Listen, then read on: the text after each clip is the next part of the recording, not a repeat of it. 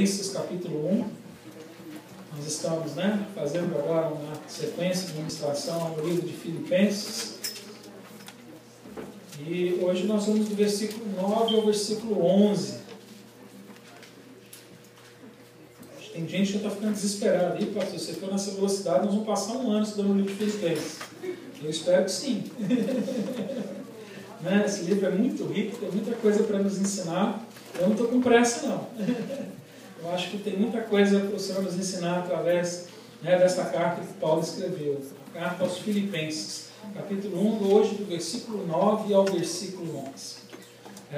Somente para fazer uma recapitulação, nós aprendemos que essa cidade de Filipos era uma cidade que está na região hoje da Turquia, uma cidade que era importante na época da colônia romana, uma cidade que recebeu pessoas influentes, e a partir daquele momento se tornou uma cidade também influenciadora.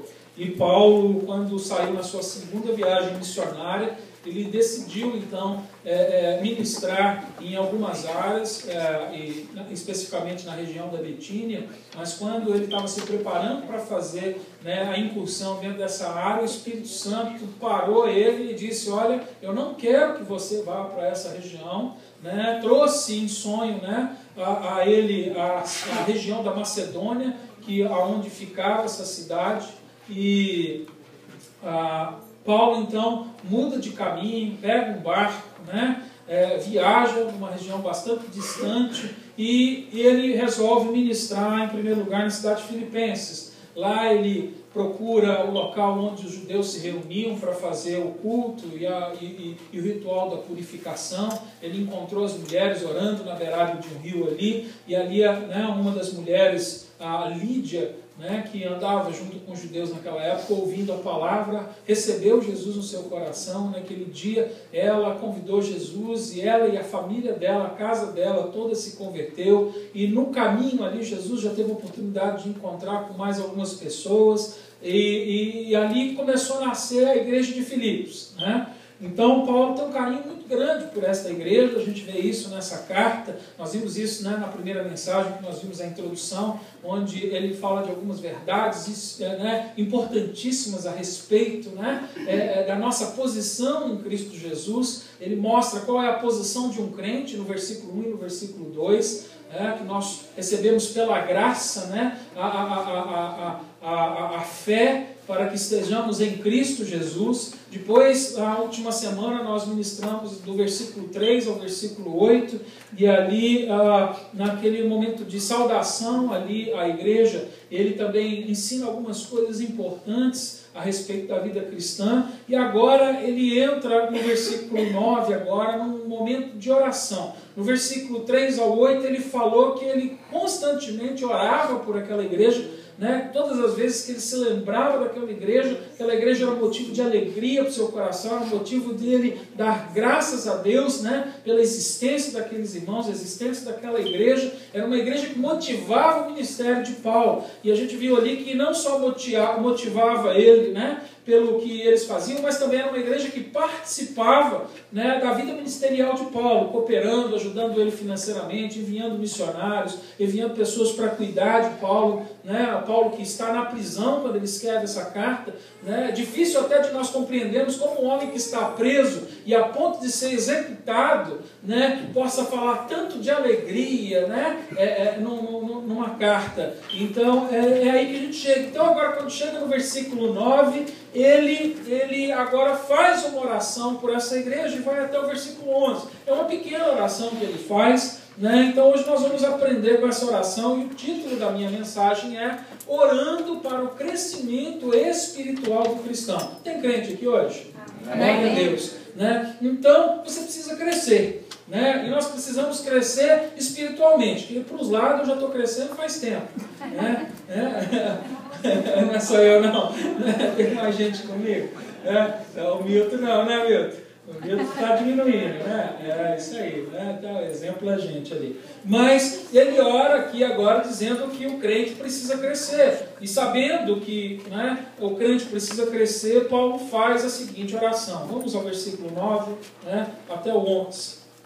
E oro isto, só uma pequena explicação aqui, essa tradução é minha, tá? Essa tradução talvez não seja exatamente a mesma que está na sua palavra, eu incluí a minha tradução e eu tenho a tradução bíblica, que existe uma pequena diferença, né, da linguagem grega, e do inglês e do português, e às vezes a gente perde algumas coisas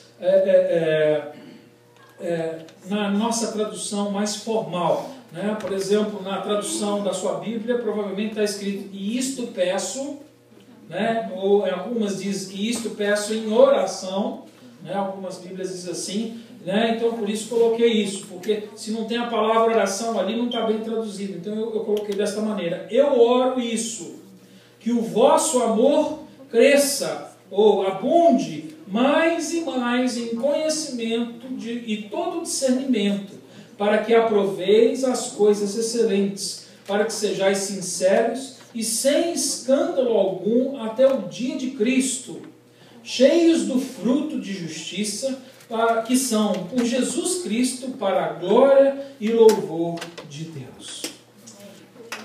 Pai, em nome de Jesus, esta é a Tua palavra, Senhor Pai querido, e nesta manhã nós oramos, Senhor, pedindo que Teu Espírito Santo tenha a liberdade de ministrar aos nossos corações, Senhor Pai querido. O pregador, ele é pequeno e fraco, Senhor, e falho, Deus Pai, mas a Tua palavra é grande, poderosa, eficaz, Senhor. E é na confiança da Tua palavra que nós oramos pedindo, Senhor Pai querido, que nesta manhã sejamos edificados, exortados, consolados, Senhor, e que nós possamos, Senhor, ser salvos, Senhor, pela Tua palavra. Que haja liberdade, cura e salvação no dia de hoje, Senhor Pai querido. Que o Teu Espírito Santo, Senhor, fale conosco nesta manhã, em nome de Jesus Cristo. Amém. Amém. Amém.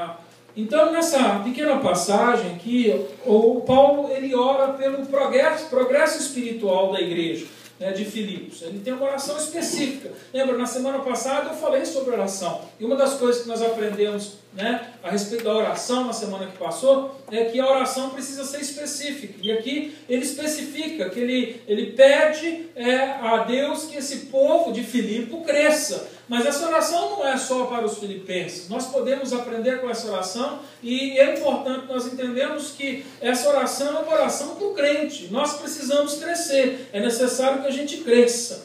Né? Assim como nós esperamos que um recém-nascido, ele depois de nascer, ele possa se desenvolver e crescer, assim também o Senhor quer ver um amadurecimento dos crentes, Ele quer ver um amadurecimento daqueles que se chegam a Ele. Então, o crescimento não é uma opção para aquele que crê no nome de Jesus. Né? O crescimento faz parte da vida de um crente. É necessário que o crente amadureça, para que a gente não venha a ser como aquela igreja de Coríntios, né, que um dia precisa ser chamada a atenção, porque apesar de já estar congregando há muito tempo no Senhor Jesus, era uma igreja ainda totalmente imatura e precisa levar uma bronca, para que ela amadurecesse, crescesse. Glória a Deus, né, que o Senhor aqui tem dado maturidade aos crentes desta igreja, né, a gente ainda não precisou levar nenhuma bronca do Senhor. Né, mas se chegar esse momento, nós sabemos que é o amor de Deus. Amém. Mas existe uma passagem que está em Gálatas, no capítulo 4, versículo 19,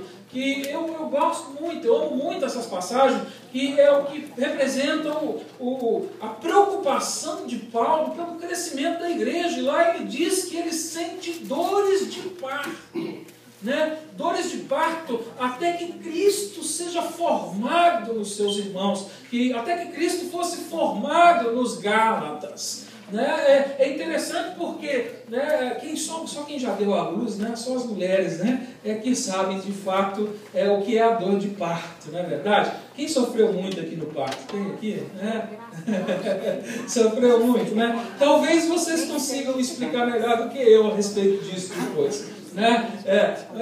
Mas Paulo está dizendo aqui, ele está fazendo a comparação que o desejo dele ver o crente crescer é comparado a essas dores de parto, ou seja, aquilo é tão intenso na vida dele, aquilo é tão importante para ele, que aquilo faz com que ele sinta de uma maneira tão extrema dentro de si a necessidade de levar o crescimento aos seus irmãos. E a minha pergunta é, será que nós também temos tido esse mesmo sentimento? pelos nossos irmãos? Será que tem sido esse o nosso desejo como crente, de ver os nossos irmãos crescerem e amadurecerem, até que Cristo seja formado na sua igreja?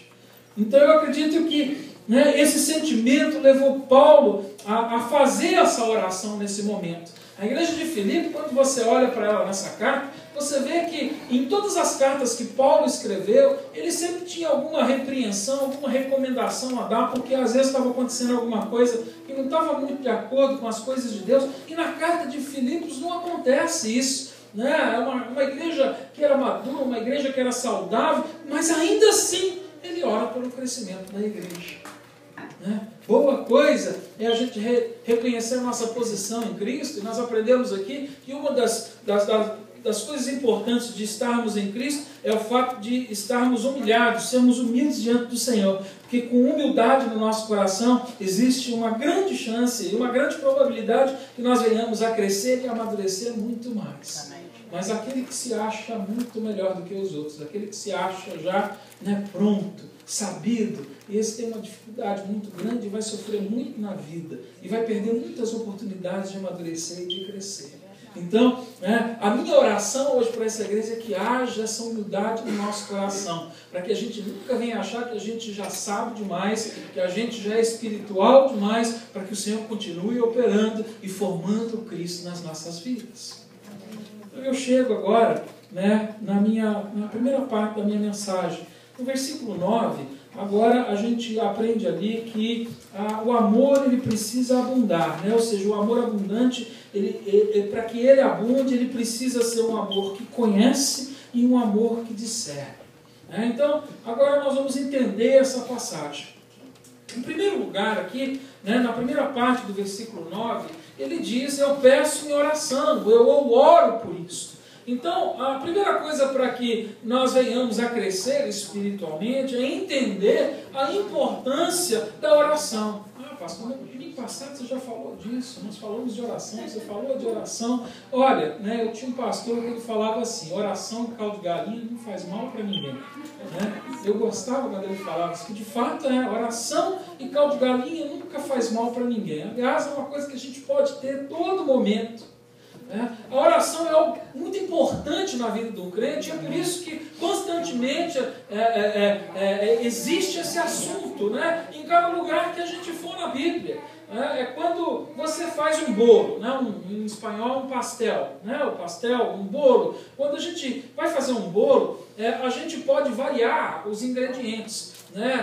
A gente precisa de farinha, mas a farinha pode ser de trigo, a gente pode usar o fubá, a gente pode, eu gosto de um bolinho de fubá, a gente pode, eu outro dia comi um bolo feito de farinha de lentilha, uma delícia, nunca tinha ouvido, já tive a oportunidade também de comer um bolo feito com farinha de grão de bico, de garbanços, ou seja, existe, você pode variar os ingredientes e dar sabores, fazer um bolo de laranja, um bolo de limão, um bolo de banana, ou seja, mas tem um ingrediente que esse é essencial em qualquer bolo que você faça, e é o fermento. Para que o bolo cresça, tem que ter fermento. A não ser que você queira fazer um bolo com tomate, mas um bolo é aquele bolo que cresce. Um bolo com qualidade é aquele bolo que cresce. Então, o ingrediente que não varia é o fermento. Assim é a vida de um crente. Para que o crente cresça, tem um ingrediente que não pode nunca faltar: é a oração.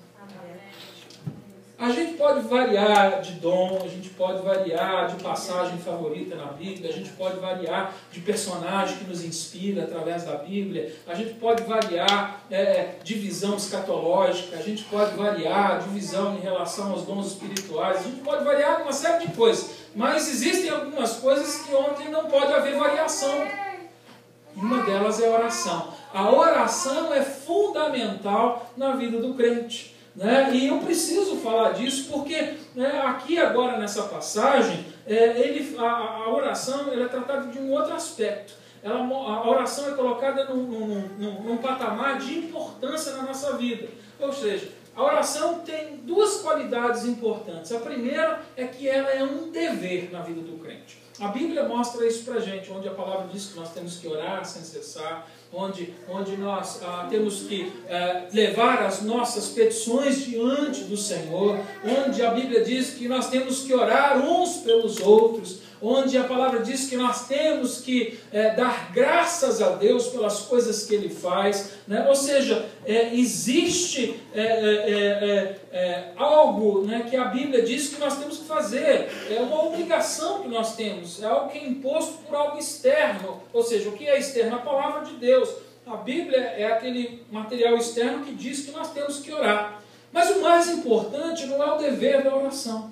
O mais importante na vida de um crente que queira crescer e amadurecer é ele ser compelido a adorar. Eu não sei se você compreende o que essa palavra compelido significa.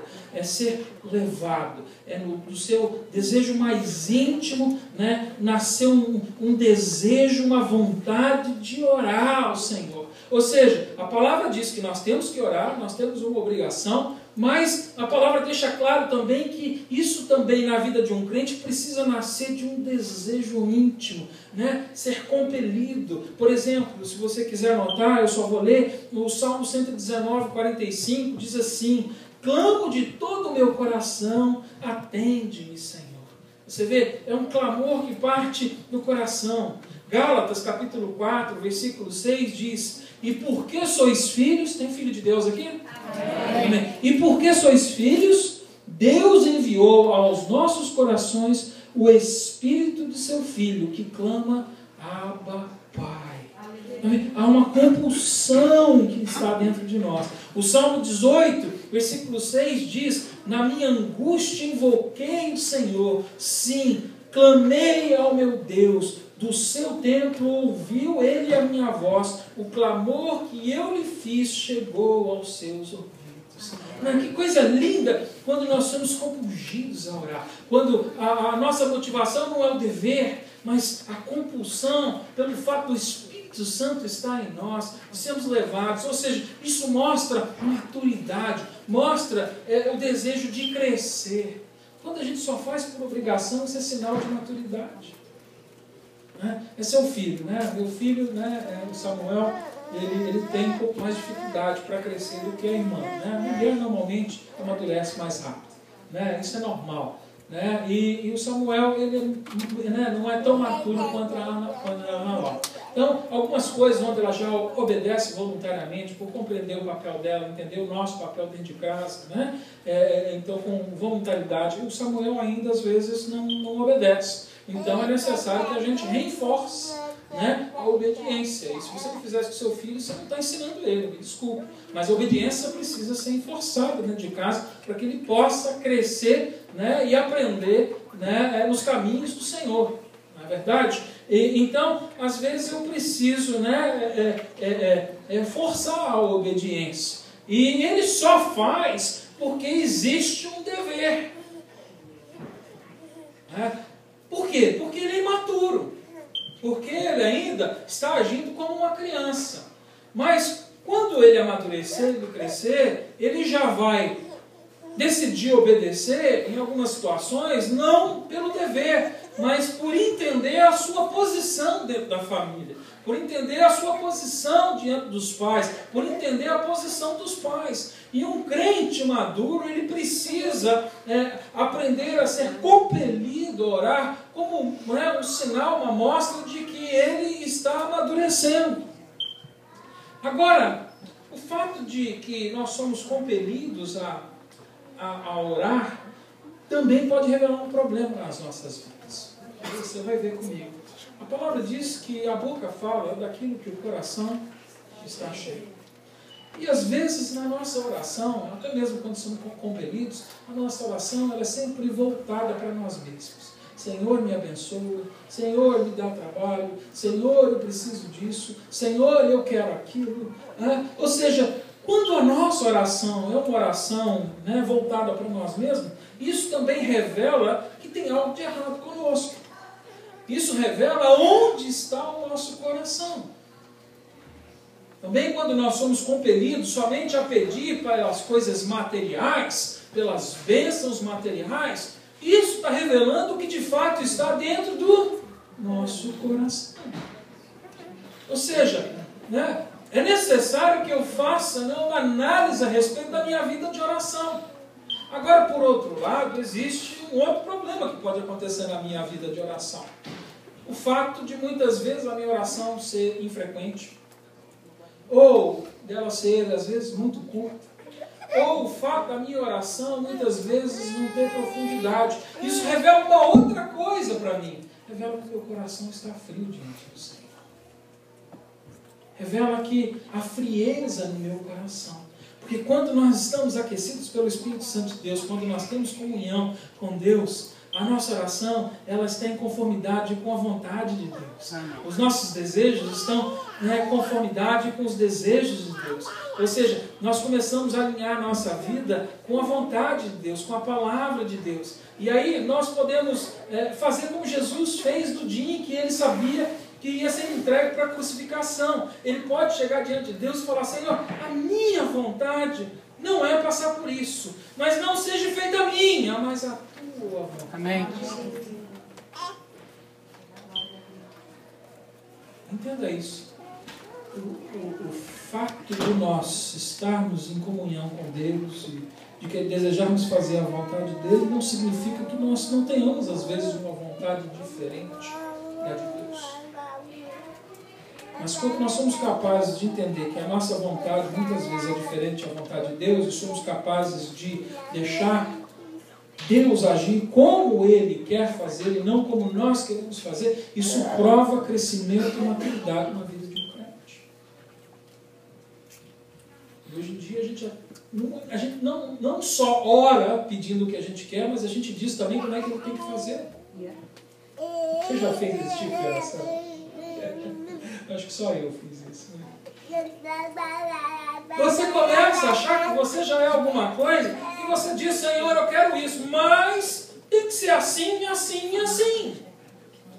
Ou seja, eu não só peço o que eu quero, mas também determino como eu quero que Ele faça. Como se eu tivesse poder sobre Deus.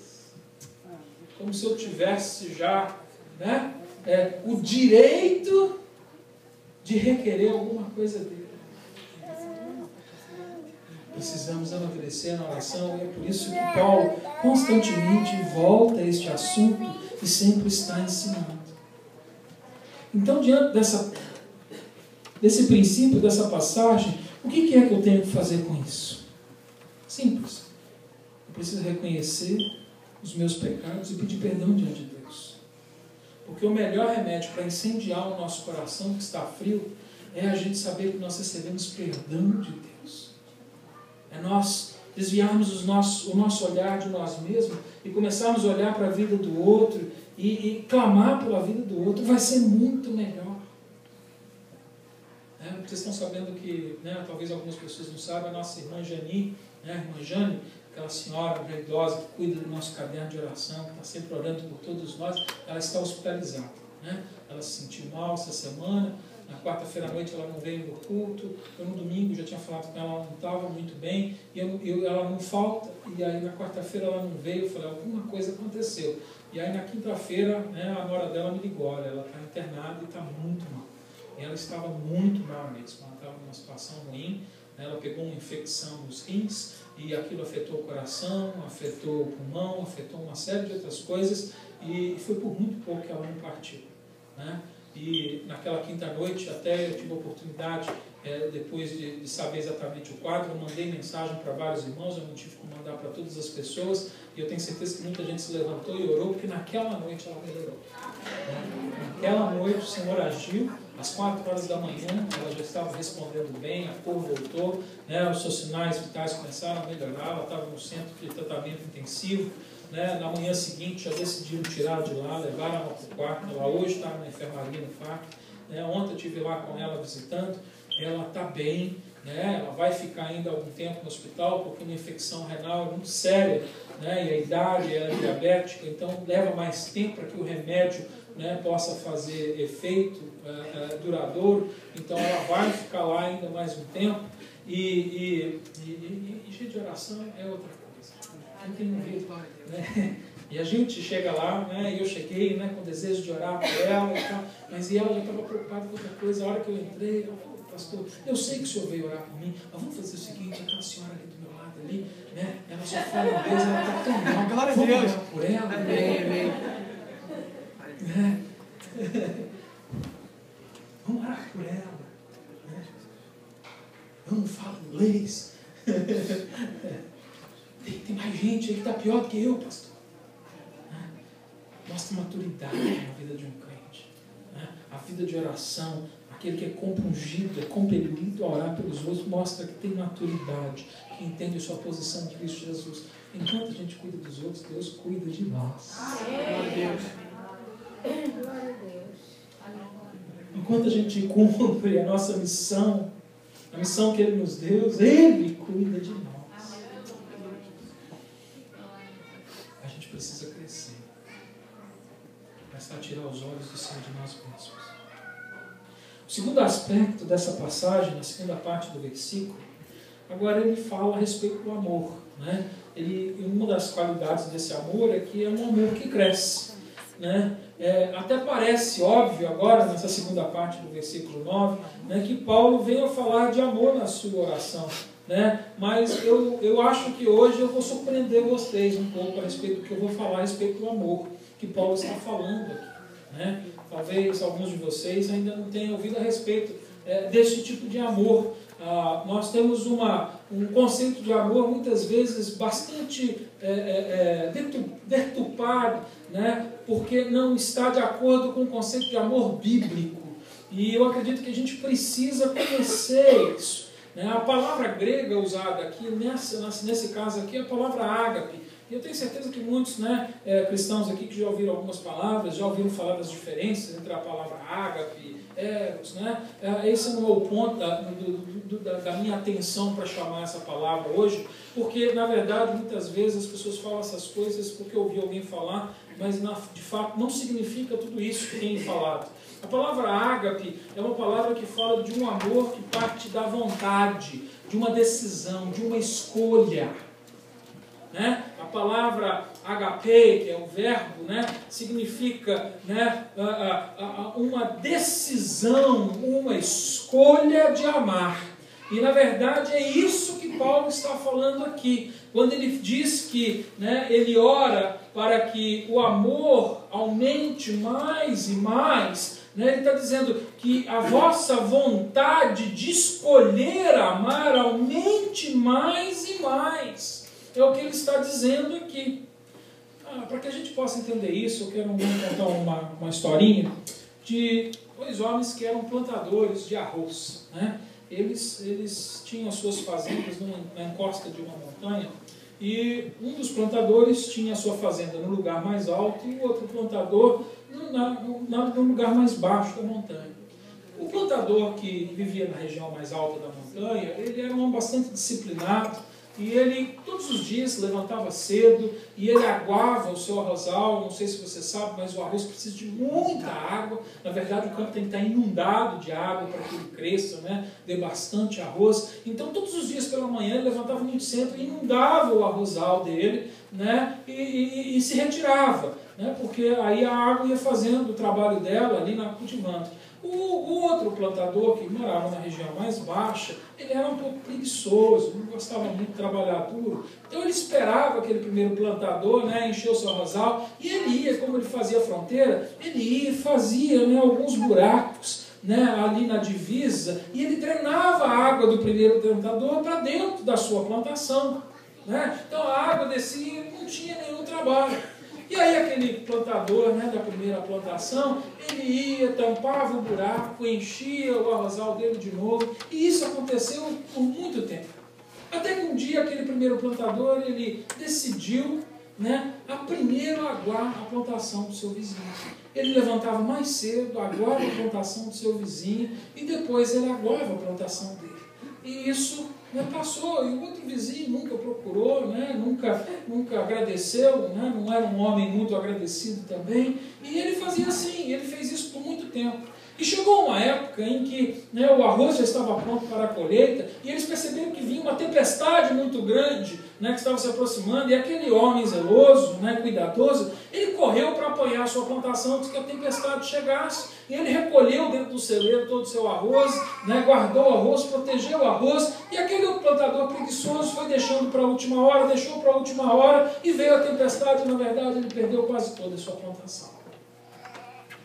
Ele ficou muito surpreendido depois que aquele plantador, depois de ter passado aquela tempestade, aquele plantador, né, zeloso procurou ele e disse assim: meu companheiro, eu vi que você perdeu quase toda a sua plantação. Você vai ter muita dificuldade esse ano. E ele, né, de cabisbaixo, depois de ter perdido tudo, é verdade, eu não cuidei como eu devia ter cuidado. E aquele plantador, né, zeloso, disse: eu vou fazer uma coisa, eu vou dividir minha plantação com você. E aquele homem ficou espantado. Ele falou: mas como você vai fazer isso? Eu roubava a tua água, eu te odiava, eu sempre te tratei mal, fui mal agradecido, eu nunca agradeci pelo que você fez. Como é que você é capaz de fazer isso? E ele disse: porque eu decidi te amar. Amém? O amor que Paulo está falando que precisa crescer na vida da igreja é esse amor. Não é um amor sentimental. Não é um amor que parte de um sentimento. Mas é um amor que parte de uma decisão. De uma volição. É algo que precisa ser feito. Porque muitas vezes não é fácil amar. Aliás, Jesus diz isso. De que adianta amar aquele que te ama? Amor de verdade é amar o teu inimigo. Hoje, né, eu só tive uma aluna na classe ali com o jovem, e a gente estava falando, né, a gente está ensinando escatologia, e nessa passagem a gente entrava um pouco a respeito do amor, e eu perguntei assim: você tem algum inimigo? Ela falou: tem. Eu falei: como é que você demonstra o seu amor pelo seu inimigo?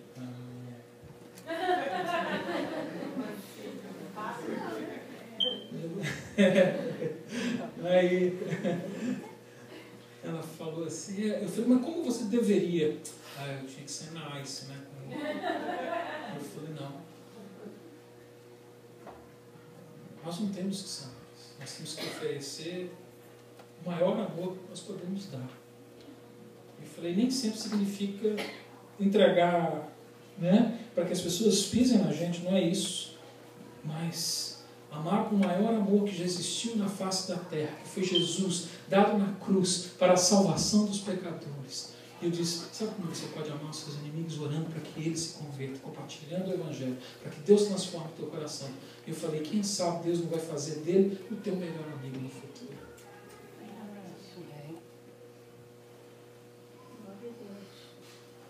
É desse amor que Paulo está falando. Um amor que precisa sair. Deus, ele, quando nos amou, ele não se sentiu atraído por nós por causa daquilo que a gente fazia, por causa da nossa beleza, né? Tem gente bonita aqui, eu sei disso, mas não foi por causa dessa carinha linda que ele te amou, não foi porque você podia dar para ele muito louvor, muita glória, muita adoração, não foi por isso. Ele diz que ainda em pecado ele nos amou. Foi sem mérito. Não foi por causa das nossas habilidades. Foi uma decisão que ele tomou. Ele decidiu amar uma criatura que o rejeitou e se rebelou contra ele. E é esse tipo de amor que Paulo está dizendo que a igreja precisa aumentar. Eu gosto da palavra aqui, que na verdade a palavra grega aqui é abundar. É esse tipo de amor que precisa abundar no meio da igreja, no meio da nossa vida diária. E tem gente que vai ser difícil da gente gostar, mas eu posso decidir amar. Tem gente que vai ser difícil a gente ter relacionamento, mas eu preciso decidir amar. É uma decisão. Tem hora que aquela paixão do casamento acaba. aquele desejo sexual, aquela atração sexual que você sentiu pela sua esposa, pelo seu esposo, porque era bonito, porque tinha um corpo vistoso, passa, a gente envelhece. A testa enruga, o que está de pé cai, o que estava estreito larga.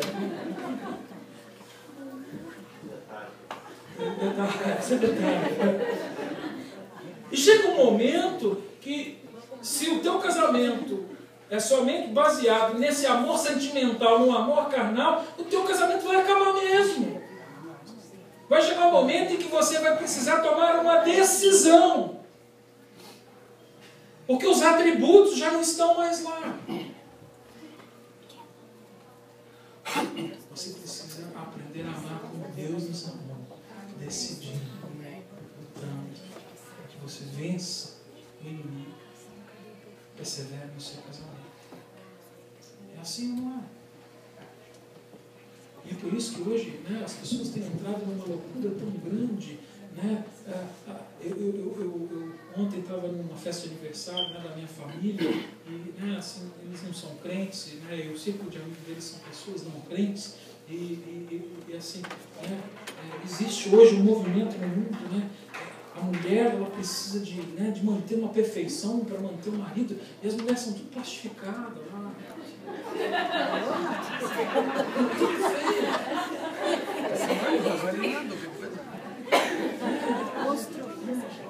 Olha, eu não estou falando que é errado a gente fazer uma cirurgia plástica, não é isso. Mas isso pode virar uma neura. E muita mulher está fazendo isso para tentar salvar um casamento. Eu quero dizer para você que não vai salvar nada. Porque o que salva o casamento é a presença de Jesus. Amém. Glória a Deus. O que salva um relacionamento é a presença de Jesus. Aleluia. Porque hoje você pode classificar, mas amanhã até o plástico também já não.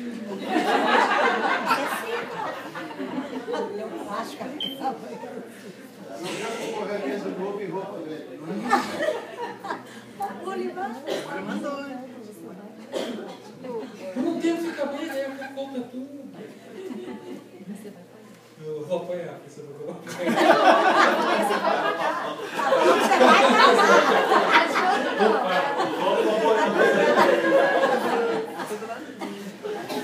Você está me compreendendo? Olha, eu não estou falando que isso é errado. Né? Existem realmente motivos, né, de autoestima, de melhora. Não há nenhum problema, nós podemos fazer tudo isso. Você pode fazer, né? Mas você não pode pôr sua confiança nestas coisas. Tem gente entregando a sua vida para estas coisas que são passageiras, quando nós devemos construir numa base que é duradoura, sólida. E só existe uma, a rocha de Jesus. Amém.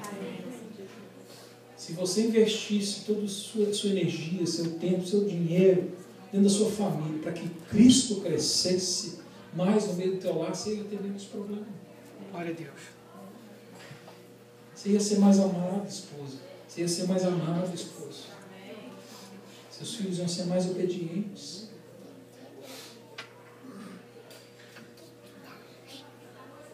É isso que a gente precisa compreender. É desse tipo de amor que ele está falando aqui. Abra comigo em 1 João. Não é João, a primeira carta de João. Está lá antes de Apocalipse, capítulo 3.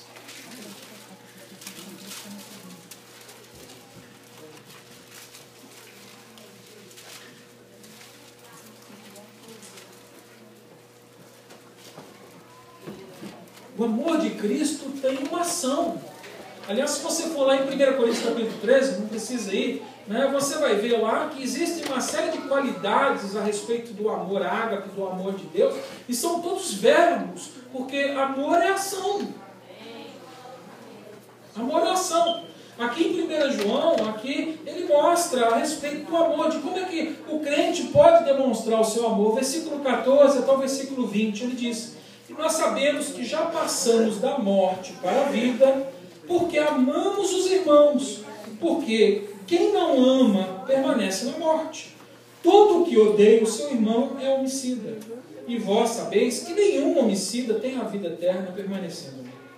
Nisto conhecemos o amor, que Cristo deu a sua vida por nós, e nós devemos dar a vida pelos irmãos. Quem, pois, tiver bens no mundo e vendo o seu irmão necessitado e fechar o coração, como permanece nele o amor de Deus? Filhinhos, não amemos de palavra, nem de língua, mas por obras e em verdade. Nisto conheceremos que somos da verdade, e diante dele tranquilizaremos o nosso coração.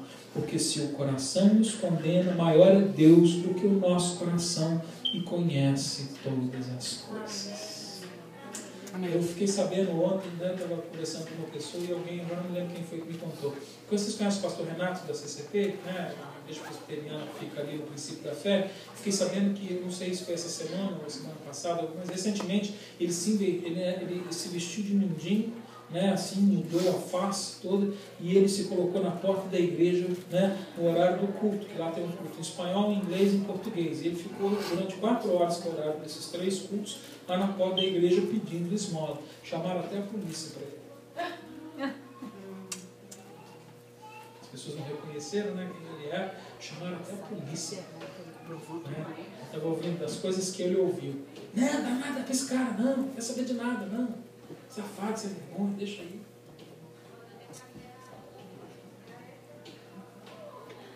E se a gente fizesse isso aqui, eu acho que muitos de nós também não ia passar.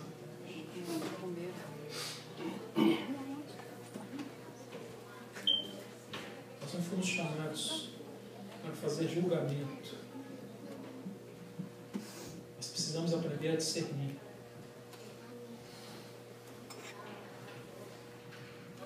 Em João 13, 34 e 35, ele diz: um novo mandamento vos dou, que vos ameis uns aos outros, assim como eu vos amei a vós, que também vós ameis uns aos outros. Nisto conhecerão todos os que sois meus discípulos, se tiverdes amor uns aos outros.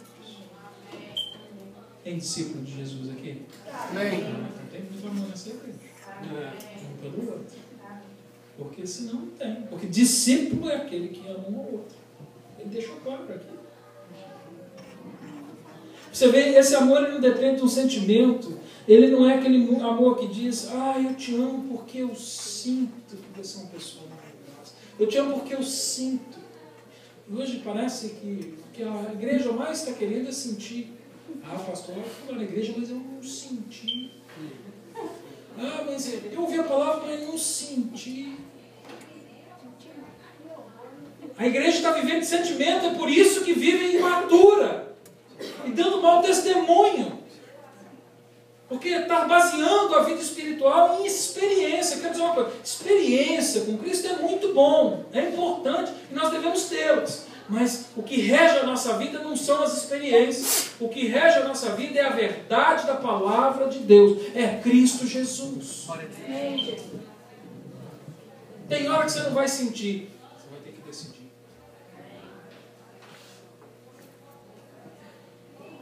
Você vai ter que fazer uma escolha.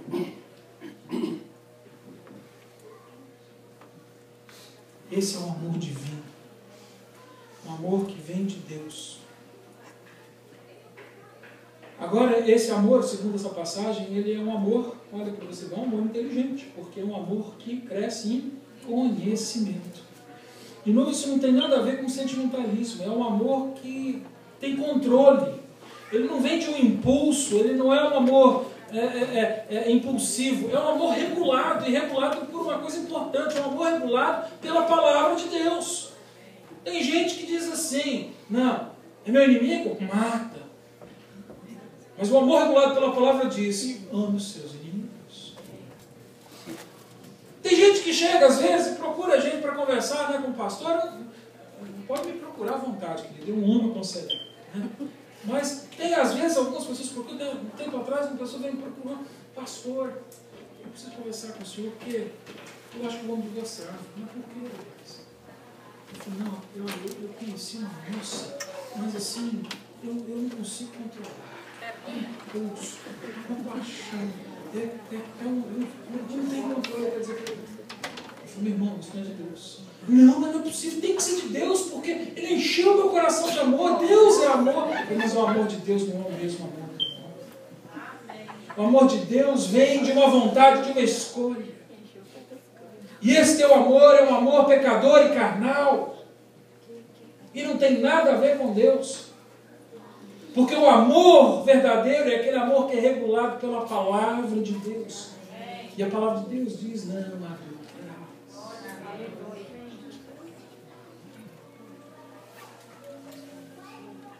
É tão lindo, né? A gente vê aquelas poesias de amor. É tão lindo.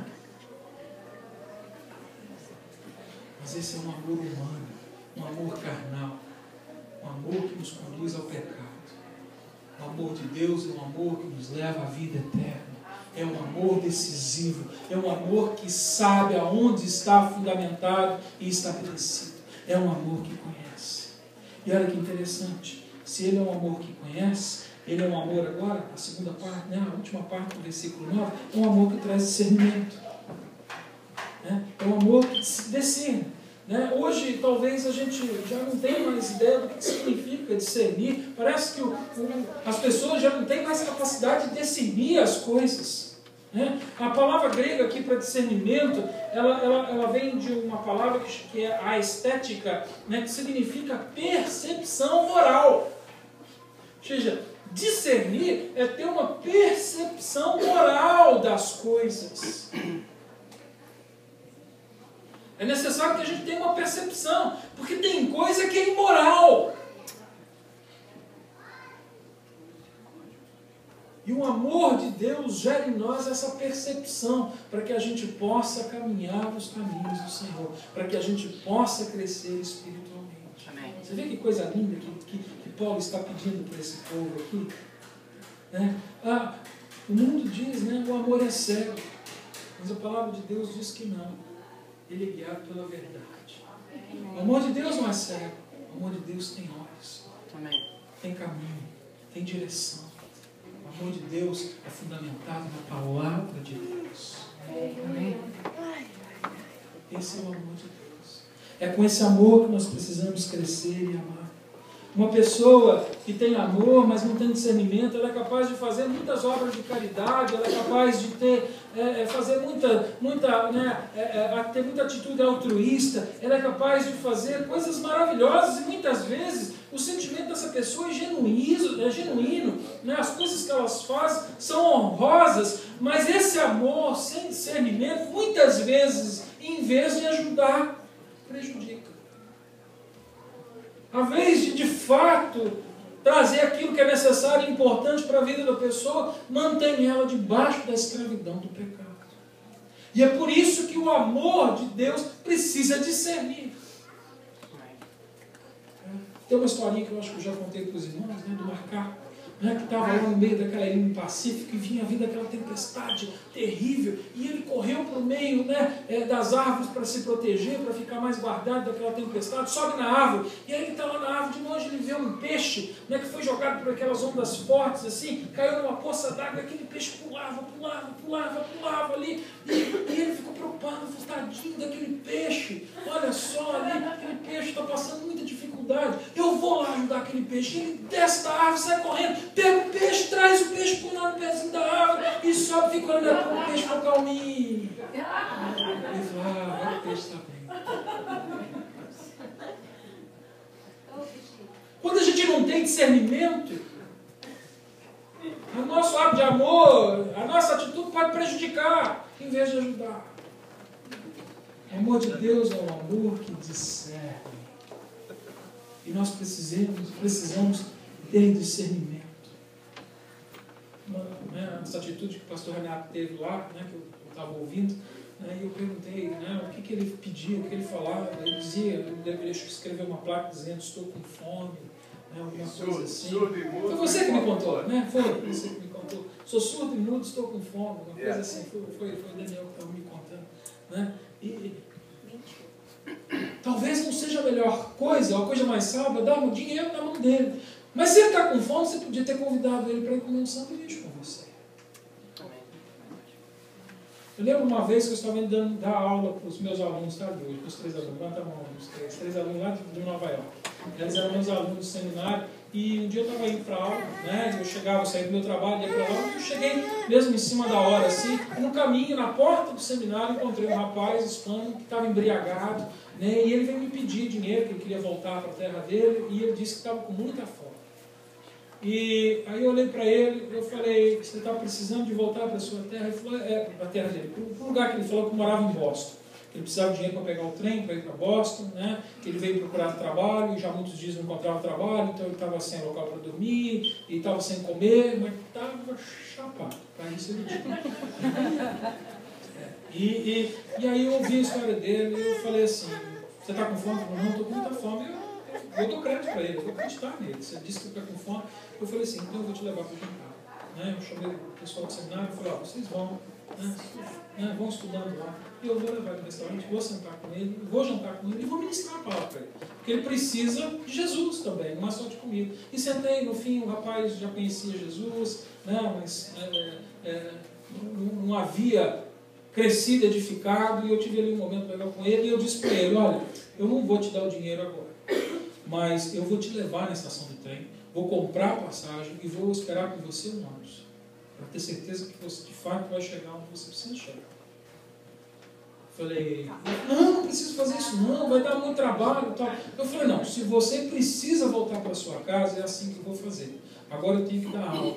Você faz o seguinte, a hora que você acabar, né, a sua janta aí, porque ele estava comendo, ele realmente estava com fome, porque eu pedi, a gente foi num restaurante colombiano, tem um prato rancheiro. Você conhece o prato rancheiro? Vem aqui um monte de comida, ovo, carne, chicharrón, aquilo é bom. Né? E eu comi uma parte do meu, mas não dei conta, ele falou, não, deixa aí que eu como o resto. Tá bom? Desse tamanho assim, o Cláudio conhece lá, né, Cláudio? Assim, e ele ficou, eu falei, eu preciso ir, né? Eu já tive um tempo com você, então você vai fazer o seguinte, se você realmente quer voltar para a sua cidade, precisa disso, você sabe aonde você me encontrou, nós estamos a um quarteirão dali, você volta lá, você senta, você assiste a aula junto com a gente, a hora que acabar a aula eu vou te levar e a gente vai te colocar dentro do curso. E ele não voltou. Não, né? É necessário ser é necessário ser o amor de Deus é um amor que serve. É um amor que tem conhecimento, é um amor que tem discernimento. E é isso que Paulo está dizendo aqui. Versículo 9. E isto peço em oração, que o vosso amor aumente, abunde mais e mais, no pleno conhecimento e em todo o discernimento. Você percebe? Ou seja, o conhecimento precisa ser pleno e o discernimento precisa ser completo. É um amor inteligente. E só podia ser um amor inteligente, porque é um amor que vem de Deus. Amém. Aliás, a palavra diz, Deus é amor. Eu hoje vou parar por aqui, eu nem vou no versículo 10, vai ficar com essa manhã por aqui. Amém? Será que a gente aprendeu alguma coisa? Amém?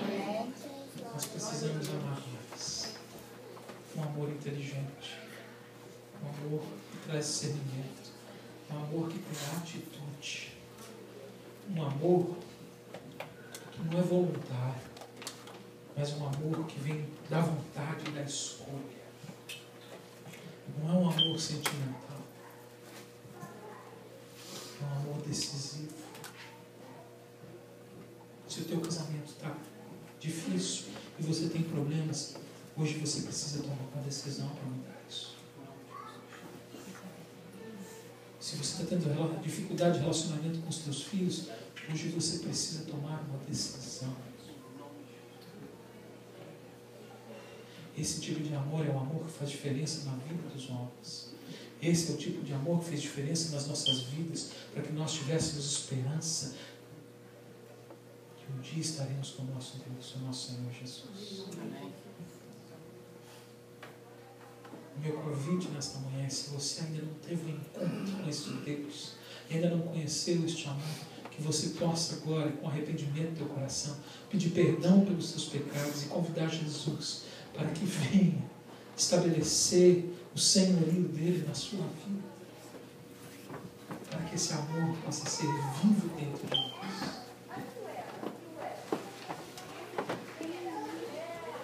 Pai, em nome de Jesus, nesta manhã nós oramos, Senhor, pedindo que o amor cresça conosco, Senhor. Que nós venhamos a abundar, Senhor, mais e mais, no pleno conhecimento e em todo discernimento, Senhor, para que sejamos cada dia mais parecidos contigo, Senhor, para que a tua obra prospere no meio da nossa comunidade, para que de fato, Senhor Pai querido, tenhamos um lar onde reina a tua presença, onde reina o amor, Senhor. É bom, Senhor, sentir, é delicioso esse amor carnal também que sentimos, Senhor.